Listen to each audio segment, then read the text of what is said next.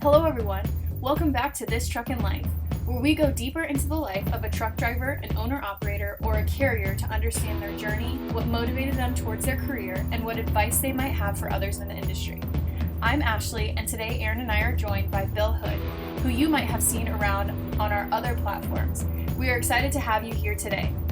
This Truckin Life is brought to you by FreightWeb, a company focused on building the best carrier optimization suite software for carriers and owner-operators of any size to help them run a profitable and efficient business. To learn more, check out our website at myfreightweb.com/carriers. So sit back, relax, and enjoy This Truckin Life. Hi everybody, welcome back to our channel. Today we have Bill Hood on with us. He has been seen in other videos with FreightWeb services. We actually did a video recently in regards to PPP, and we also share a lot of his content on our social media as well. So go ahead and help us in welcoming Bill Hood today in talking about This Truckin Life. Hey, Bill. Hey guys, how are you doing? Hi Ashley, hi Aaron. Good to see you. How's it going? It's going Thank you for well. taking some time out of your day to talk to us today. You know, I'm a video whore, so I'm happy to get on this and do it anytime. So I'm glad to be here. Nice. So yeah, we've definitely worked with you, and we've heard a lot about you, and now is the time where we really want to get to know you a little bit better. So tell us a little bit about yourself. How long you been in the industry?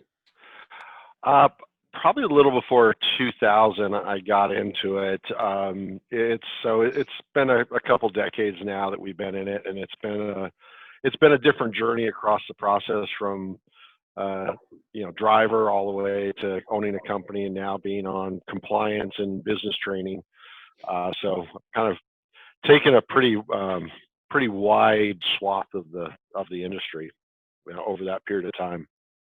Nice. How did you get into it? So you started driving. How did you get into the industry, really? Yeah, it's I've never been one of those. My uncle was a driver. I grew up in Southern California, and so I'd heard the stories from him. He worked for Budweiser, and I'd heard the stories from him back in the 60s and 70s in terms of driving, and but it still was never like I was drawn to it. And I joke, I say I had a mini midlife crisis. My wife was working up in a resort community called Big Bear Lake. She was a financial advisor. And at just one point, it was like trying to figure out what I want to do in this small community. And they had a ski resort there. We had volunteered doing adaptive skiing, teaching everything from kids with autism to cerebral palsy to wounded warriors. So whatever you had, the whole goal of the program was there was nothing that we could not do. We would get you on the slopes, even if we had what we call these bi-skis, where somebody who didn't have full control, if you could tilt your head from left to right, you can control the bucket and ski down the mountain. So I took a kind of a year off. I taught skiing. And at the same time, because that doesn't pay much, I was also doing firewood up in this resort community. And that's what kind of led me to the trucking side, because I was driving off the mountain to pick up firewood, and I could bring up 5 cords a day. So I'd leave like 3:30, 4 in the morning. I'd drive down, get back about 10, 11 o'clock, and then, do what I had to do with the firewood. And I saw a semi coming up one day. I'm like, you know what? If I had my Class A and I figured it out, I could haul up 25 cords instead of 5 cords of wood. I could do it once a day. So I found a down off the mountain I could go to. And a couple of things I didn't realize. Number one is getting insurance, even back then, for somebody who just got a CDL was very expensive. So all my math that I did to justify being a semi and bring the wood up went out the window when you threw the insurance side of it into it. So I decided that in order to pay for this school, I would go drive for the company that I took the class through, and did that for several years and made it a pretty good living at that. So it wasn't like I was out there doing it. I didn't love it, but especially when I think the first year my wife and I saw a total of 5 nights in the first year, because it's kind of tough to drive a semi up a windy mountain road to go home. So she would come down the mountain and meet me at the truck stop or at a hotel, and so that part of the life sucked. I mean, that was just awful. But it afforded me being a generalized business person, it afforded me the opportunity to make far more money than probably most people in the industry were making. I made a pretty good living for the couple of years I was driving. And a lot of that had to do with, because I was reliable, I was on time, I communicated, I did all the things that you look at. And if you talk to a dispatcher or somebody in a trucking company, it's like, this is the ideal driver. Well, when you're the ideal driver, you get your pick of the types of load you want. So my first, if you want to say, upgrade in driving was I was hauling containers from Colorado to Long Beach and San Pedro, and that was a pretty easy gig. I mean, it was just back and forth and fairly easy roads. The Rockies in the winter was some challenges, but it wasn't as bad as some other winter going through some of the other areas.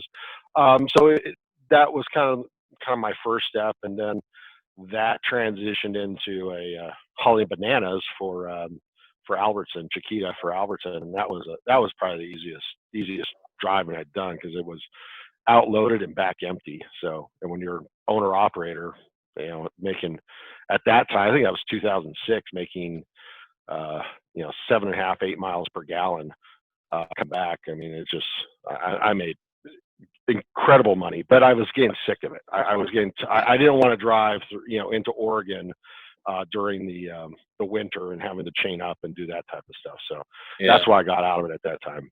So yeah, understandable. Yeah. You'd say probably back in those days, it was easier to make some good money on some loads as opposed to today. I mean, so I'll give the ugly side that people are say is I got into it right out of the bat, and I did a lease purchase.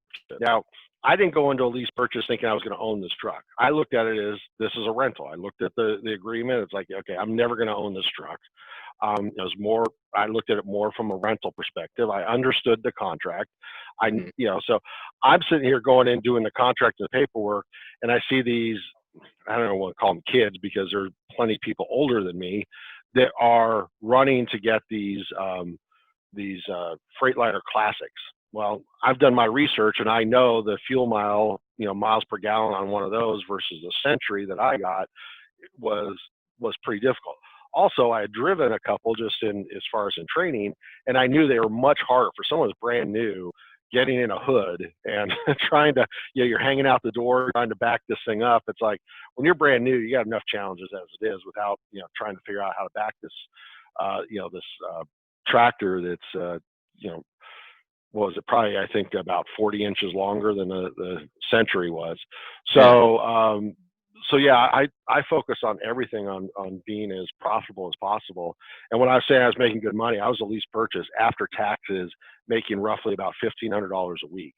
Wow. This is in early 2000, mid 2000. So right. that was pretty good money as far as, not real pretty good. That was really good money back then as far as in that scenario. And I would have been lucky to make maybe 800 as a company driver, from that side of things. So I focused it on that side, and so that was kind of the way that I did it back then. And I don't think there's any differences back then versus now. It's I think if you focus on the business as a business, you can make good. Even now, everything we talk about with what's happening in the market, I know we have a lot of customers that we have right now that are making some really good money right now. And where I see the differences, and I've seen this over the years from when I was driving to owning our own trucking company, and we had over 80 owner operators who were leased to us. The ones who were successful are the ones that didn't stay too focused on what they were always doing. If things changed, they looked for the opportunity to change with it. And there are lots of other things to it, but that was kind of my approach. And that should still be the approach today too. Absolutely, because if it is, I mean, here's I don't have the numbers in front of me. I'll give you some rough numbers. We take a look at, you would think right now nobody would want to start a trucking company, right? In April, there was roughly 2,700 new trucking companies that were authorities that were applied for. Who knows if they ever get started. We're on track for about 3,500 to 3,800 for May. Oh, wow. So we're seeing an increase in that. Now on our side, this month we will do more new authorities, because that's one of the side segments of what we do. We will do more new authorities this month, May 2020, than we've done in the 3+ years that we've been doing this. What's interesting is there's a couple of things that have changed. Number one is I could do a lot more. I talk a lot of people out of it that really should not, even in good times, they probably shouldn't get into the business. But over 50% of the people we have starting right now are not taking factoring. That is, it used to be if I had 1 in 50 not taking factoring, that was, you kind of said, okay, you ask questions about their finances. Now they're coming to me saying, yeah, I got this money in the bank. I've been looking to do this. This looks like to be the right time. They've got accounts. They understand it. They got their numbers together. The other thing is we're probably seeing about the same thing. About 50% are coming with dedicated accounts, not dedicated accounts of, hey, I got C.H. Robinson is giving me a regular load. We're talking a actual shipper or consignee who's actually giving them freight. So they're opening the business up with already freight coming out of the gate. We don't see that. We haven't seen that happen in the past. So, Right. So yeah, anytime. I mean, listen, look at history. Regardless what business you're in, right? It's down markets is where wealth is made. So, I think we're going to see that here as well. Right. That's interesting. So, I mean, that's always good to see, though. I mean, like you said, whenever there's a downtime, after that phase, and then you see a lot of things starting to blossom and come up from it. So that's, I mean, it's good to see. But then again, you got to be right there. If it's not meant for them, and you can talk them out of it, they're easily talked out of it. Then it ain't for them, Right. Yeah. And probably most of those that I talk out of it go someplace else and do it. So they just don't want to. They don't want to keep having conversations with someone that told them, they don't want to hear really that don't want to do negativity. this. Too funny. And I wish, I would love some of those people to, challenge me and come back and say, okay, well, what do I need to do to get ready for this? And I'd say the same thing I tell the guys who complain about brokers: go get your own freight. You outsource the most important part of your job, which is customers. And then you get upset because you're not getting the rates you want. Well, stop outsourcing and do the job. That's really what it comes down to. And that's, I think, with people who are starting out now, is you really have to make sure you're doing the job now. I don't think the whole from when we started doing self-dispatch with our trucking company back in 2010 and 11, we did that because we saw after 2008 the market shift where it was shifting more to a just-in-time scenario instead of people having 2-3 weeks worth of inventory in stock. Well, with that shift, and what we saw is there was a lot more expedite. There was a lot of, I need a truck now. So lead time, tender lead time was way down. Well, that was a good move because we saw spot market for a quality carrier, somebody working with brokers and out there, could make really good money. And a lot of our drivers did do that. Now I think we're seeing a shift in terms of where the consignee and the shippers are taking more control. So instead of it being the broker has the contract and they're working and locking up the carriers that want to run that market, they're having to bid on freight that they normally would have just been given. And we saw that shift after 2018. I think what's happening now, we saw the shift even happen more in the past month. And, that genie's out of the bottle. I don't see that coming back. I think we're going to start to see that there's going to be a lot less contracted freight being moved through brokers than we've seen in the past, which leads to small carriers need to get in front of direct customers more so than ever. Now, and know their markets. Now, where do you stand on that? Do you stand more on the broker side or on the direct shipper consignee side? Clarify when you say where do I stand on this, because this is a hot button. Yeah. Now, are you pro broker when it comes to carriers trying to get the freight, or do you not mind seeing the carriers go direct to shippers to get? You know what? I think as a small carrier, I think you've got to have a mix. I believe back in 14, 15, up until really last year, if you were a quality carrier and you worked with those built relationships with a small number of brokers, you could succeed because they had the freight and they'd give that to you and they were willing to pay extra so that they could sleep at night, right? Mm-hmm. And here's the thing, side note here, that a lot of these carriers that complain about stuff, what they don't realize is as bad as we see some of these brokers are, trucking companies are just as bad. Mm-hmm. Right? Yep. They're absolutely, service levels are absolutely horrendous out there. And so that carrier that thinks, that says, well, you're not going to track me. Well, okay, well then you don't have to haul for that broker, right? Mm-hmm. They don't understand the customer service aspect of it. They may think that they're a good carrier, but they're not necessarily the first person a broker thinks of to call. If a broker doesn't think of you first, doesn't know your name, doesn't recognize your voice, then you're not doing the job you need to be doing with that broker. And I'm not talking about some guy you did work with a year ago. I'm talking about your go-to broker, the guy you let know, the 3 or 4 guys or girls that you let know where you're going to be empty and when you can get reloaded to see if they have freight. Those should be your core people you go to. The people you ask, hey, where do you have freight? So if you got a load and you're trying to pick load and they have freight coming out of Cincinnati, you're not taking a load to Chicago because your good relationship broker that'll pay you better money to work with you has freight in Cincinnati. So you're going to go to Cincinnati.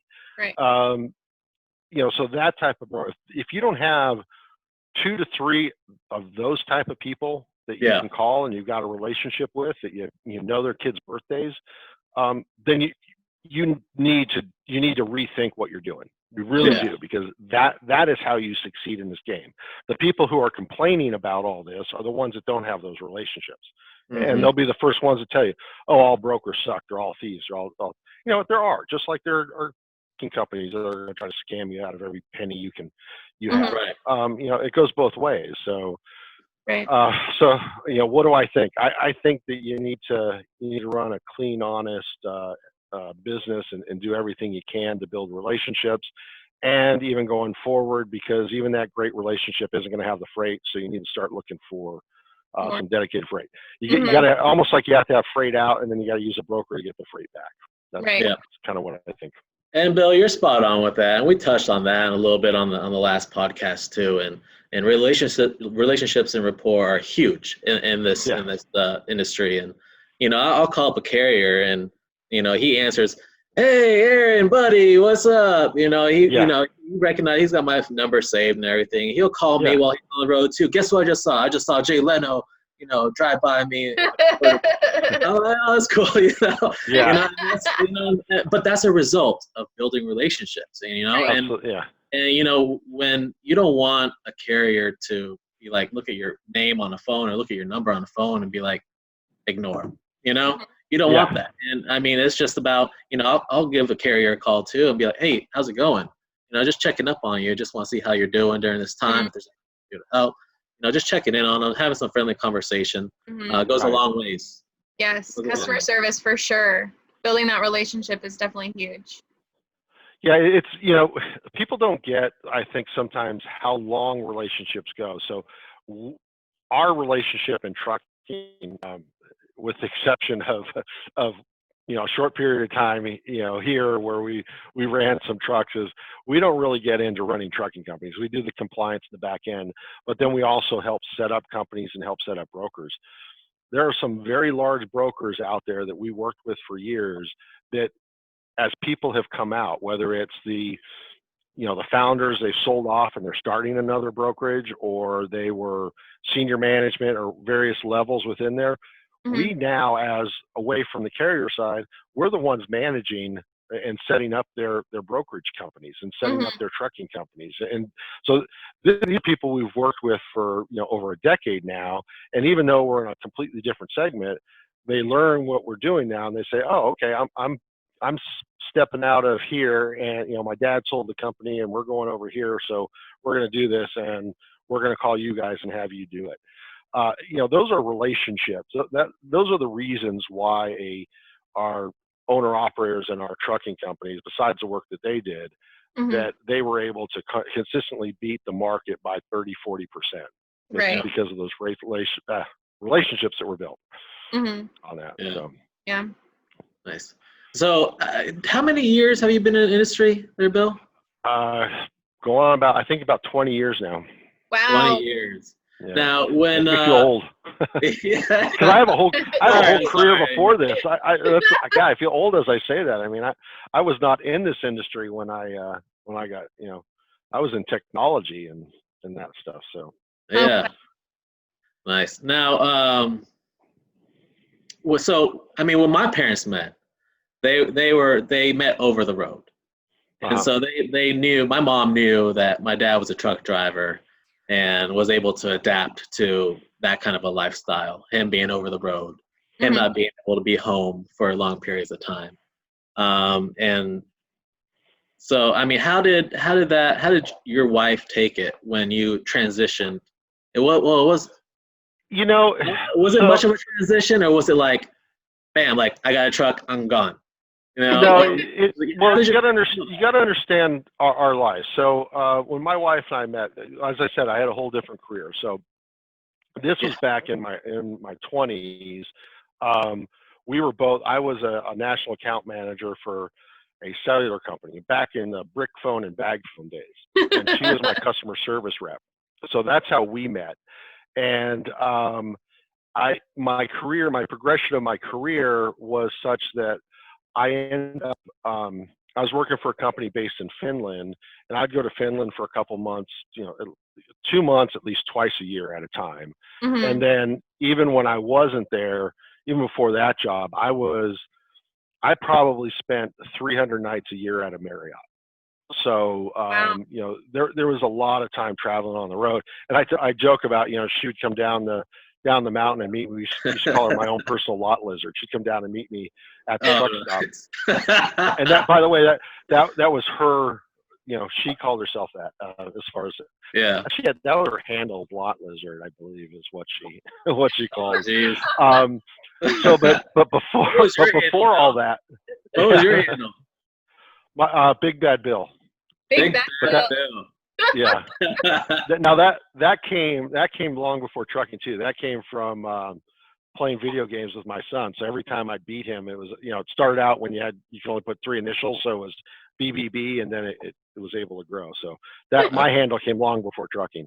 So I just kind of carried that over. But so I was traveling a lot, and while she used to drive down to meet me, she used to one of my not so proud moments was I had to go to Florida for a convention, and I'd been traveling for about 2 weeks, and so I was getting done at another convention in New Orleans, and I was being done on Thursday, and I had to be in Florida on Monday. So she came to New Orleans to meet me, and typical New Orleans. I mean, I woke up in the bathroom hugging I mean, it was a bad. Wow. And then there was huge storms coming in, so getting to the airport, I mean, it was an ugly weekend. From I still remember that hangover, and that was probably that was over 20 years ago. So imagine that, 20 years remembering a hangover 20 years ago. Yeah, no kidding. Yeah. So, that transition wasn't, I wouldn't say as hard for her, because number one is she was still home. So she had a life, right? It was probably harder on me because you're driving, 600 miles on the road, and all you have to do is think. And that's why I think drivers are so crazy, is they get out there, all they have to do is in that 8x10 box to think about stuff and listen to talk radio that, already, I mean, it's as bad as the internet. so I probably had a harder time with that transition than she did, because she had to get the kids to school, and then she had her job, and then kids to football practice and cheer practice and all the other fun stuff that parents have to do. So Right. Yeah. Well, that's Nice. good. yeah. So you listen to talk radio to stay awake, Bill? I can't. I'll listen to like talk radio for 5 minutes, and that helps me go to sleep. Actually. Yeah, I say that about drivers. Here's my son and I were talking about this the other day, because NASCAR came back on this week. So yeah.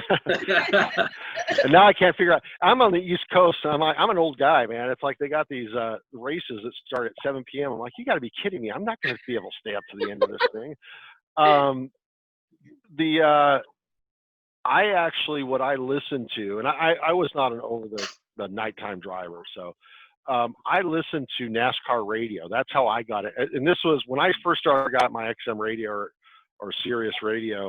It was when the whole Dale Jr. was changing teams, and could he keep number 8? And the people had 8 tattooed on their body and stuff. Oh, yeah. And I'm like, this is like my first. I had in California, we'd gone and worked races, for adaptive ski as a volunteer group, they would get money for the program. So we'd go down, we'd work those races, and that was great. But I wasn't, I couldn't have told you any of the racers out there. But Yeah. I started listening to that, and those shows were hysterical. So that's how I kind of got hooked on it at that point. So. Nice. Boring. So that's what I listen to as far as from a talk radio standpoint. But that's far different from Rush Limbaugh or Hannity or back then. I mean, I'd be asleep listening to those guys as well. Nice. Cool. Now, over your time on the road, so how many years of driving did you do before you got into? Well, I mean. You went into owning your own business. So how many years between driving and owning your own business did you have? I can't tell you as far as breaking. I'd have to get the paper out as far as and figure that out. I just know the one number that I tracked was about a year before I really started getting to where I'd say I was part-time driving. I wasn't doing more than averaging more than 1,000 a week. I'd hit 1 million accident-free miles.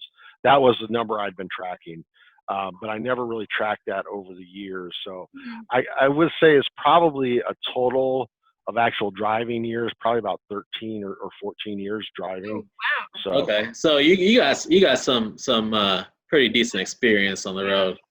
Yeah. This is a valid question. What's some of the best places and the worst places you've driven through? So the best that I drove through was through the Rockies and probably and through Utah and those. Utah, section. And the reason I think that stands out so much is I probably drove through the Rockies in each direction no less than 20 times in the middle of the night before I ever drove through during the day. So the first time I drove through during the day, I don't know how I didn't get an accident, because it was just like, it was constantly, oh my God, look at this, and wanting to take pictures and stuff. I mean, it was gorgeous, that whole route there. So that's the one that kind of always sticks out to me. The worst, and it's more of the roads and the way that the speed differentials are, and because of some situations there, is the 5 through California and Oregon. Even though Oregon is a little more picturesque. Once you start talking about roads and all that, I was like, man, it's got to be Northern Cali. So here's my horror story. I was going through there, hit a big pothole, and must have just been sitting wrong or something, and I bruised my tailbone. We're talking bad, hard to sit down. Now, as a truck driver with a bruised tailbone, it doesn't heal. I mean, it just, so I had well over a month of just absolute misery. In that same time that happened, and it hadn't fully kind of sunk in, it was like sore, but not that bruised. Every time that seat bounced that I'd wince. There was an older driver that had a blowout, and I stopped to help him, and he had the had the threads, the steel cables all wound up around the axle on his trailer. So I got the clippers out and I'm helping him pull this apart. And one of those steel things went straight through my hand. What? I'm just sitting there going, "You got to be kidding me!"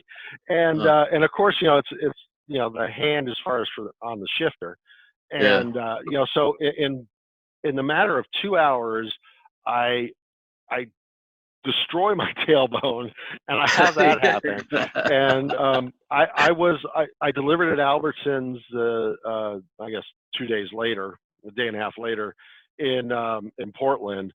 And I got called. I said, "Man, I need like 2 days. I just I just got to get." And it wasn't so much from at that point because I was so uncomfortable. It was just like I got beat up out here, man. I just need to take some time off because that was a rough trip on that. So, but That's pretty rough. even without that, that strip of the 5 there, that's just if you go over 57 miles per hour, you're getting a ticket, right, in a truck. But you've got cars going by you at 85, 90 miles an hour. And, people talk about, split speed limit. 5 miles an hour, I was always that slow guy anyways. I wanted people passing me. That was just my defensive driving. But you can't make a lane change when you got that big a speed differential. Their speed limit is 65, 70, and they're doing 15 miles per hour over, and they don't get a ticket, but you go a couple miles and you're targeted. And I'm not a anti law enforcement or any of that, those things. That to me that's the way that the states run on that side. Right. So that's why I hated the 5 and the 15 in California. Yeah. Okay. Yeah, I think that 15 going through there in San Bernardino is pretty bad between San Bernardino, Vegas. That's pretty desolate, lonely ground too. Oh yeah, definitely. Now you had mentioned how you had stopped on the side of the road, and it was before you had delivered to Albertsons. So you had a full load. You stopped on the side of the road to help a fellow driver. Now, would you say that kind of behavior is still seen today, or would you say it's more of a dog-eat-dog world in the truck industry?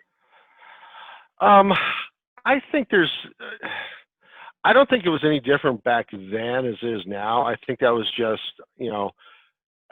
you're coming up on a situation and you're seeing some guy that you're like, almost thinking like, okay, if that was my father, what would I be doing? Or if that was my mother. But I think the situation's less, there are drivers, and I really get, kind of frustrated when I see drivers making fun of new drivers trying to back up and things like that. It's trying to help guys out. And it's worse than that, not just making fun of them. It's, getting on the CB and giving them bad direction so that, they put themselves in a dangerous situation. It's things like that I see. And I think I saw that just as much back then as you would necessarily see now. And I think that's more of, a sad statement on society in general as anything else. Right. We got people like the Hammer out there that are coming after trucking companies and promoting that, truck drivers are evil. And, if any of us are around, major metropolitan, cities, we see a lot of drivers who are not safe. But it's if it's 5-10%, I know when I'm in my car, well, I guess because I'm a driver, but the people I've talked to that have never driven, they remember that where they only saw the grill of that truck in their rearview mirror, right? That sticks in their mind, and those are drivers, right? Not the one driver. To me, it's that one a-hole driver behind me, right? I know that there are plenty of other safe drivers out there, but we've got people who are playing on that as far as with drivers, and then the drivers who. I think the defensive driving has definitely gone out the window. That has changed significantly since when I first got started. To me, it's been almost 10 years, and I still in my mind bridges. I call out the height of a bridge in my mind. I'm still got my speedometer when I get on an off ramp at okay, what's the speed there and what's my speed to make sure that my speed is. Even though I know from a car I can come out 20 miles an hour faster than I should, and I can slow down and not have a problem. I don't see drivers that have that attitude right now, which is kind of sad. Yeah. Well, that's good that you take the time to take these new drivers under your wing and teach them how to do things the right way. We were talking to Donnie B in the last episode, and that's something that he currently does because he sees the same thing. He sees people purposely telling these new drivers how to do certain things or how to go a certain way, and on purpose so that they fail. Yeah, And it's not right. Yeah. And it is sad to see that in society today, and especially in the trucking industry. When the whole world is depending on these truckers. Yeah, and it's interesting. It's there's perceptions that are out there, and everyone talks about the mega carriers and the driver training. And yes, I think there needs to be some changes in the training, but when you look at the numbers, high dollar accidents tend to happen with drivers who have 3+ years experience. Now you end up with a lot of little stupid mistakes, right? The learning mistakes, tearing out the fuel pumps, a lot of things that someone with less than a year experience, the mistakes that they're going to make. That's why a new driver is expensive. A new driver is not expensive because they put their tractor and trailer on the side of the road. They're laying on the side. That's a guy with 3 years experience and 5 years experience that thinks, oh, I've driven in snow at this speed dozens of times. I've never had an issue, and they get comfortable with it. And that's when they make those types of mistakes. And that's I think a perception issue out there in terms of the safety. I think sometimes a lot of us don't remember how hard it was to learn to back that trailer up into a dock, especially when you don't have a lot of room in front of you. The turning the opposite direction. I mean, all the little tricks I learned. Some people learn them just instinctively. Other people are taught certain tricks and they remember it, how to do things. But it takes time, and it takes a lot of experience. And I think some people who've been out there for a while forget that. I was fortunate that I had a father who was like, we used to camp and had a trailer, and he couldn't back up to save his life. I mean, 22-foot camper, he couldn't back up. So I'm 11 years old backing up a trailer because it just came natural to me. Right. So I had been throughout my, growing up, and then I was in Southern California. I was working at a picnic farm or picnic ranch, and driving the equipment around and backing trailers up, and I'm the only 16-year-old that can back a trailer up. So I had a lot of experience before I ever got in a semi on just backing. So I just had the instinct. It was a big difference between a 12-foot trailer and how quickly that turns versus a 53-foot trailer. So that took some adjustment, but I understood the mechanics of it before I ever got into it. Now shifting, that was a whole different story. I actually learned how to shift. I shifted a 18 speed before I learned how to back in a full rig and trailer. I was about 16 years old, but my dad had owned his own business at the time. He had about 20 trucks and trailers, and so I had a couple rigs and trailers at my disposal. But that helped. I was about 16 when I learned how to drive a truck. So it was pretty cool. See, I learned at the ranch. I was driving a cement mixer. I mean, that was kind of the biggest I had. But I was driving as a kid. I remember coming back from backpacking with my dad, his little Toyota, and I would sit in the passenger side, and he didn't have to say anything. I just knew when to shift. So I sat there shifting So I learned how to shift and listening to the RPMs and things like that. And I could drive but anybody who's driven a semi and an automobile, a regular standard, knows that it's night and day. Nothing transfers over between the two. It's it's a whole different world. So actually, what's tough is coming back off the road after 6 weeks and getting into your standard pickup truck and trying to. No, you don't have to double clutch it. Yes, you got to put the clutch to the floor. You get all the things you got to do in a standard vehicle that you don't have to do, and especially after you learn to float gears, then you really start to have problems. Now, all the time on the road, you got to have some strange stories to tell us, to share with us. Yeah, something that, whether it was, like in the last episode, I talked about how my dad had a ghost experience. Had some knocking on his trailer, and it happened about 3 times, and then it's bang, bang, bang on his sleeper, and nothing out there. He found out he was on an Indian reservation. So what's some of the craziest stories or experiences you've had while on the road? So, craziest, geez, I mean, there's, I guess, being on the road, crazy takes on a whole different level out there. One of them was this. I'm in Chicago, and I've got about 6 hours before I get unloaded, and it's one of these bad, never should have a semi on type of place to unload, and so I'm trying to get some sleep, and everyone's knocking on the door, and someone trying to sell me T-shirts, right? White T-shirts. You want to buy some T-shirts? I'm like, no, get out of here. And then someone tried to sell me underwear. I was like, are you kidding me? And I'm half asleep. And then I look up and I see the person walking down the street. I'm like, those aren't even in a package. Those are used underwear. You just tried to sell me. and so I get back down there.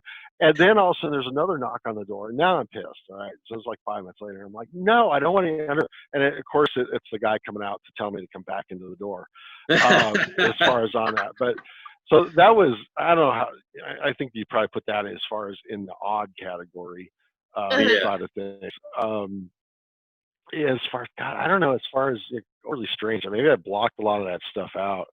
Or I'm scarred from having owning a carrier and having drivers leased to me. One of our shows we talked about, I think some of the more strange things happened to drivers who are leased to us.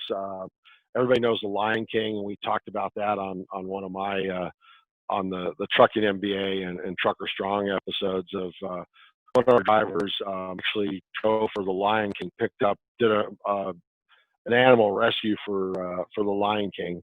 Wow. Lion King, Tiger King, Tiger King, Tiger King. Yeah. Okay.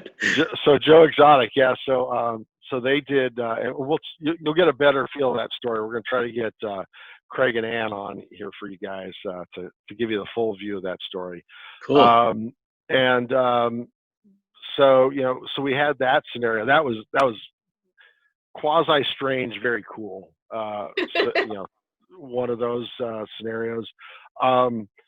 We had one driver that he was, I don't know. I mean, we had him tested, so he wasn't on drugs, but it was like every time we talked to him, it was like talking to like literally different personalities. I mean, just a completely different guy. Oh, wow. Yeah, so that's scary when you own a trucking company and you feel like you're talking to different guys. But God, I'm sorry, man. I wish I. Do you have any really cool stories or good stories that you remember on the road? Some of them like the caves, going into the caves. I mean, that was just. Where are these caves at? Where are they at? I mean, I'm trying to remember what state they're in. You're going down below. You've got to have seen pictures of these out there. I'm trying to remember. You know what? I think I have seen pictures of them, and actually, I think it was Donnie B from our last episode who posted a couple of videos of him going underground, and all you see are these pillars holding up this cave. And this was before the whole, having your smartphone with the cameras and stuff. So, because I definitely would have had the camera rolling going into there. That was really cool. Delivering out into some of these places, especially like delivering farm supplies and stuff, getting back. Well, at first it starts out like it's like, okay, this is a pain in the butt, but then you get out into the farm country, and they're taking you back through all these roads, and then they're unloading seed from you, and they're it's not Amish, but you almost feel that way because the wife comes out and they bring you food and they do things like that. So that was always pretty cool. I delivered, I wasn't doing oversized, but I delivered components to wind farms, and then picked up racks on that. and there was one of the big blades, and you don't realize it until you actually stand next to one of those blades on those wind farms, how big those things are. I mean, they're Right. massive. Yeah. And they're fiberglass, and a lot of them don't. I mean, a good percentage of them don't make it from a standpoint as far as in the delivery. And it's not that they, anything wrong. It's just, how they're made and what they have to go through to take them from manufacturing to the farm, that they just don't pass it. So one guy he had literally a sawzall out, and he was cutting the tip off of it, and he was going to take it to put it into his man cave. And and the boss is saying, no, you can't do that. We can't take this stuff because they're going to think we're damaging it on purpose. And so he turned to me and he says, do you want it? And I'm like, hell yeah, I'll take this thing. And then all of a sudden it like dawned on me. It's like, all right, this thing is going to take up my whole flatbed. Yeah. I'm out here in Kansas or someplace like that. And I live in a 1,300 square foot home in central Illinois. Where the hell am I going to put this thing? It's not like there's a black market for it. So I was like, yeah, I better not take this thing. So that was fun. But just being around that stuff was pretty cool. That is cool. I'm trying to think some of the other cool things I've done. It's funny. Ann and Craig with the Tiger King, they were the ones that they got stories that most drivers are going to look at and say, no, that never happened. You couldn't do that. and I'll tell you this, from most of the things that they did while they were driving for us, I can tell you flat out. But they're really smart. They use Google Earth to find out where they can get their truck in. They call Uber.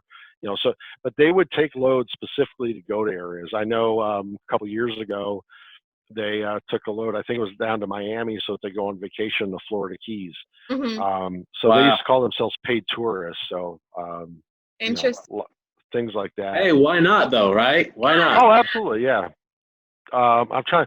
Oh, one that was fun is during a hurricane is hauling generators for Walmarts and hospitals, and then you just you park with them because you got at any moment you can drive. So we did lots of stuff like that, hauling for emergency relief type of efforts. That's really cool. That's awesome. I'm trying to think. God, there's probably we're going to get off this time. I think of 20 things that we did. Yeah, you always have to comment your stories on the YouTube video. You ever take your kids on a long haul? No, you know what? By the time I was starting to really drive and stuff, they were getting to that stage where they had so much going on, and they weren't interested. I tried to take our late golden doodle. I got a golden doodle now that is like he's so, I mean, we joke around, he plays soccer, he'll play goalie, he'll stop the ball, and he's got incredible balance. He would have gotten in the truck with me, no problem. I picked up my new truck, and we had, Marley used to drive everywhere with us. He was 118 pounds. I mean, he was a big dog. I get him up in that truck, and I tap on the brakes, and bam, he's into the windshield. I'm like, all right, he's not riding with me. That's not going to be something that's going to happen. And I stopped. The current dog we have right now, I mean, I think he'd be one of those. I mean, we slam on the brakes, and he's like, okay, I got this, but not Marley. Zuma's a whole different story. So, but no, we never took the kids. And then once I really started driving, and it was my own truck. Tell you how cheap I am. I didn't want to take a dog with me because I knew I'd have to idle, or I'd have to leave the generator running when I'd go inside for the dog, and it's like, that's just costing me money. So that was one. And then also when I started driving my own truck, 3-4 days a week, that was a long week for me. So I wasn't out long enough that it was like to have. I mean, if I was back in the day when I was out for months at a time, it would be a different story. But if I had an APU. But when I had my own truck and I had an APU on, I wasn't gone long enough to wanting to do that. And the kids were off in college and things like that. So that makes sense. Well, my wife didn't even like going with me. Oh, okay, funny stories. Thanks. See, there we go. Tell us. I used to have to deliver to the ports, right? And you can't bring anybody into the ports. So I would be coming, let's say from, coming from Colorado. So we lived, in the mountains above Victorville, California. So Lauren would meet me down at the bottom of the mountain. I'd pick her up, I'd stick her in the truck, and we'd go to the port together. And she would get in the back, we'd close up the curtains, and we'd drive through, and it's like, do you have anybody in there? Nope, nobody in there. And it's like, I don't know why. It's like, it's not like we were really doing anything, but it was like, we felt like, kids, like we were stealing something, or we were doing something that, I guess that's not as funny as I thought it was back then. No, that is great. I actually used to do that all the time. Whenever my dad would cross scales, I'd go hide in the back and close the curtain. Yeah. I don't know. I just did that. I don't know. That's Yeah. No, that's Bill, we're running out of time here, but I wanted to see if we could end, with any advice you would give to any new drivers or current drivers, something that they can take along the road with them. Yeah, I'd say with any driver is defensive driving, and go look it up. If you don't know what I'm talking about, look it up.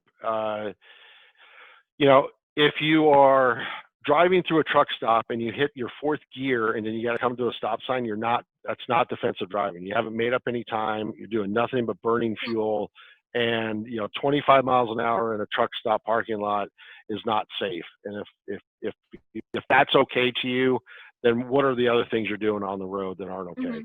Mm-hmm. That's the big thing, especially if you're an owner operator. Insurance is getting more and more expensive, and 2-3 years from now, having low loss runs is going to pay you thousands of dollars. And when I mean pay you, I mean profit, less in terms of insurance premium. Mm-hmm. So those are the types of things that you really want to focus on. It's going to, somebody used to say that there's not a shortage of drivers, and I say they always miss a word: qualified. There is a shortage of qualified drivers. You don't want to be that driver that has to take that job that treats you like garbage. You want that driver where there's that premium job. It used to be, 10 years ago, everybody wanted to get on Walmart. I gotta tell you, 99% of the drivers out there would not qualify to Walmart 10 years ago based on their driving history and performance and records. You want to be able to take whatever job you want. And if you're not being a defensive driver, you're not going to be able to do that. Right. Thanks. If you're an owner operator and you're looking at that, do everything you can from front-facing, driver-facing cameras. It's not so much about that you don't want to be, show something you did wrong. You want your insurance company. If you did do something wrong, we all make mistakes.